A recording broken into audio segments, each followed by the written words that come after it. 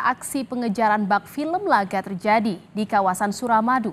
Sebuah mobil kabur saat diminta polisi berhenti di Jalan Akses Suramadu.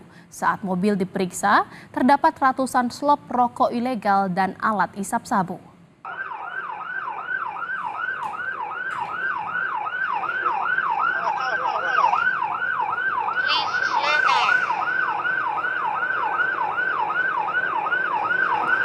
Polisi awalnya curiga dengan mobil Innova warna hitam yang melaju ke arah jembatan Suramadu. Saat akan diberhentikan, pengemudi justru berbalik arah dan kabur tancap gas. Mobil berhenti setelah menabrak pohon. 2 orang di dalam mobil kabur. Di dalam mobil terdapat ratusan slop rokok yang diduga ilegal karena tidak disertai cukai rokok. Polisi juga menemukan bom dan air mineral.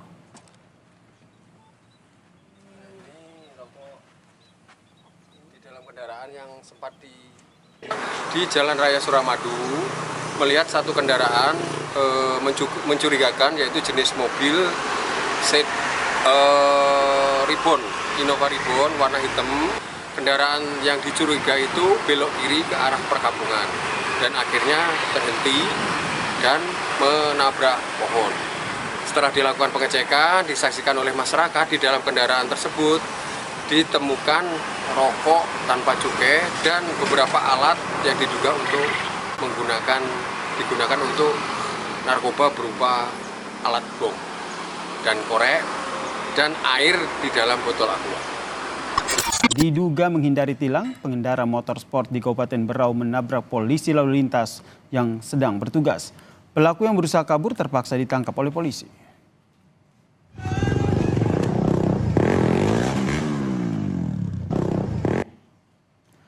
Inilah rekaman warga saat pengendara motor sport ini menerobos lampu merah, saudara. Saat dihentikan polisi, pengendara ini tetap tancap gas hingga menabrak polisi lalu lintas.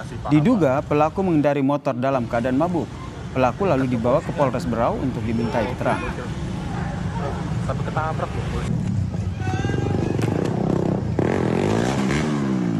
Tadi kita lagi pas ada asik-asiknya kita ngasih reward ke pengendara. Tiba-tiba itu ada laju dari belakang itu knalpot. Kita kan lagi gencar-gencarnya menertibkan knalpot. Nah, mungkin mereka itu, dia itu mungkin antara takut apa sengaja kita tidak tahu. Tiba-tiba saya itu ditabrak dari belakang. Jaga parkir yang ada di sini.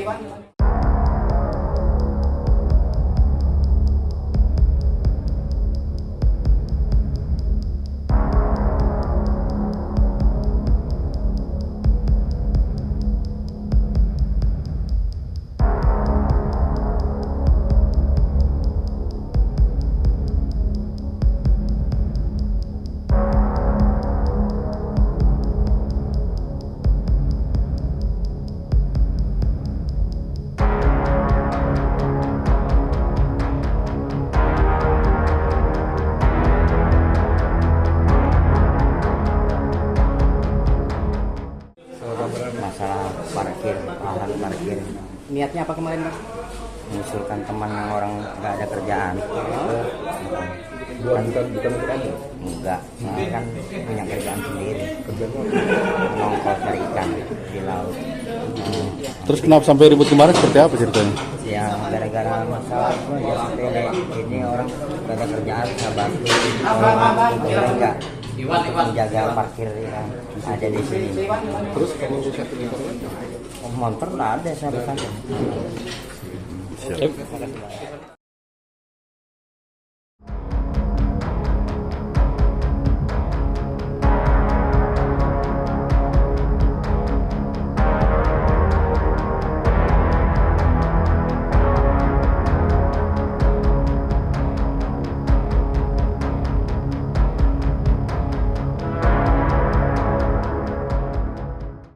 Adanya pengancaman menggunakan jalur tajam.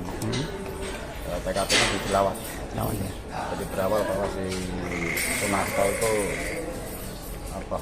mau minta lahan lahan untuk parkir itu. Jadi itu kan jadi itu aktivitas tadi bayar parkir, tapi si Sunarto kan nekat. Jadi ada penolakan dari pemilik toko sembako? Kebetulan kemarin itu kan yang berhadapan sama tukang sayur itu, jadi tukang sayur ke situ. Jadi memang nggak berkenal lah, memang nolak di hari ini. Karena ditolak itu dia mengamuk Pak ya? Iya, langsung nyambut badik saat itu, ya, sempat bergumul itu kan. Ibaratnya siang.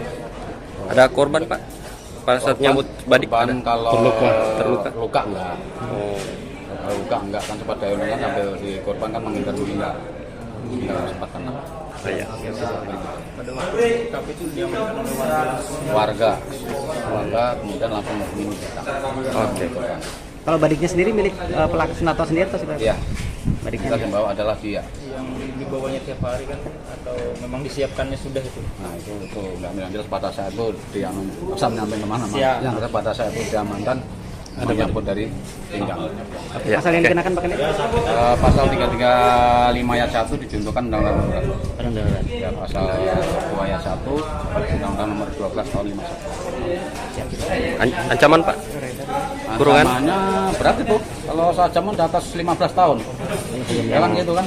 Dan pengancamannya atau sajamnya kan begitu. Terdakwa pembunuhan ibu dan anak di Subang, Jawa Barat, Yosep Hidayah, dijatuhi hukuman penjara selama 20 tahun. Vonis ini lebih rendah dari tuntutan jaksa, hukuman seumur hidup. Sidang kasus pembunuhan ibu dan anak Tuti Suhartini dan Amalia Mustika Ratu digelar di Pengadilan Negeri Subang. Terdakwa Yosep yang merupakan suami juga ayah dari kedua korban, Ketua Majelis Hakim Ardi Wijayanto menyatakan Yosep terbukti melakukan pembunuhan berencana terhadap istri dan sang anak. Ketua Majelis Hakim menjatuhi hukuman 20 tahun penjara untuk Yosep Hidayah. Mengadili 1. Menyatakan terdakwa Yosep Hidayah bin Udi Almarhum telah terbukti secara sah dan meyakinkan bersalah melakukan tindak pidana pembunuhan berencana yang dilakukan secara bersama-sama. 2. Menjatuhkan pidana kepada terdakwa Yosep Hidayah bin Udi Almarhum tersebut oleh karena itu dengan pidana penjara selama 20 tahun. 3. Menetapkan masa penangkapan dan masa selama terdakwa berada dalam tahanan dikurangkan seluruhnya. 2 orang bandar narkoba ditangkap anggota unit reskrim Polsek Kebonjeruk di sebuah rumah indekos di Kecamatan Kembangan, Jakarta Barat. Kedua pelaku mengedarkan narkoba jenis sabu dan tembakau sintetis melalui jasa ekspedisi. Di kamar indekos, polisi menemukan dan menyita 2,8 kg sabu dan 3,7 kg tembakau sintetis. Modus kedua pelaku untuk mengedarkan kedua jenis narkoba itu dengan berpura-pura menjual suku cadang kendaraan, kemudian dikirim melalui jasa ekspedisi. Kini keduanya terancam hukuman 20 tahun penjara atau maksimal seumur hidup. Sama yang ini kan diamankan ya. Itu di rumah kos-kosan ya, 3 kosan merupakan gudang. Untuk 2 orang kita amankan. Untuk modusnya itu di situ mereka jual beli narkotika, tapi untuk pengiriman lewat online Tiki, lewat paket ya, dengan modus seolah barang ini spare part. Makanya seperti teman-teman lihat bungkusannya seperti ini ya, ini dibungkus ini, dalamnya itu seolah spare part kendaraan, tapi dalamnya dikasih batu, jadi seolah berat. Tapi yang utamanya nih untuk tiap kotak ini udah ada masing-masing, ada yang 5 gram, ada 10 gram, ada 20 gram, ya masing-masing pesanan. Nah, nanti mereka dikirim lihat paket titipan kilat ya. Pemilik sebuah pusat kebugaran di Pontianak ditetapkan menjadi tersangka setelah seorang perempuan jatuh saat menggunakan treadmill pada 18 Juni 2024 lalu. Dari keterangan sejumlah saksi, polisi menemukan fakta bahwa izin pusat kebugaran tidak sesuai peruntukannya.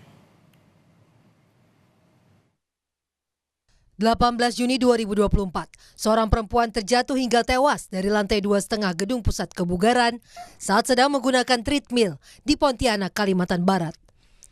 Setelah melakukan rangkaian penyelidikan, polisi menetapkan pemilik pusat kebugaran berinisial AH sebagai tersangka. Dari keterangan 9 saksi, polisi menyimpulkan izin pusat kebugaran tempat korban tewas tidak sesuai dengan peruntukannya sebagai rumah toko. Sementara penempatan alat kebugaran termasuk treadmill merupakan inisiatif dari pemilik pusat kebugaran yang dinilai tanpa pertimbangan keamanan. Penempatan alat fitness termasuk treadmill itu merupakan inisiatif dari si pemilik gym, di mana penempatan tersebut mempertimbangkan bukan dari sisi keamanan namun dari sisi kenyamanan saja. Tidak ada penguncian terhadap jendela tersebut. Kemudian faktor kerawanan ini sebenarnya bisa diminimalisir ketika si pemiliknya atau si pengusahanya itu melakukan ataupun mengadakan SOP terhadap pekerjanya, sehingga memberikan perhatian lebih terhadap kerawanan jendela yang bisa dibuka oleh siapapun dan kapanpun. Tersangka kini belum ditahan karena dianggap kooperatif, namun polisi sudah melayangkan surat pemanggilan terhadap tersangka pada hari Senin. Doris Pardede, Kompas TV, Pontianak, Kalimantan Barat.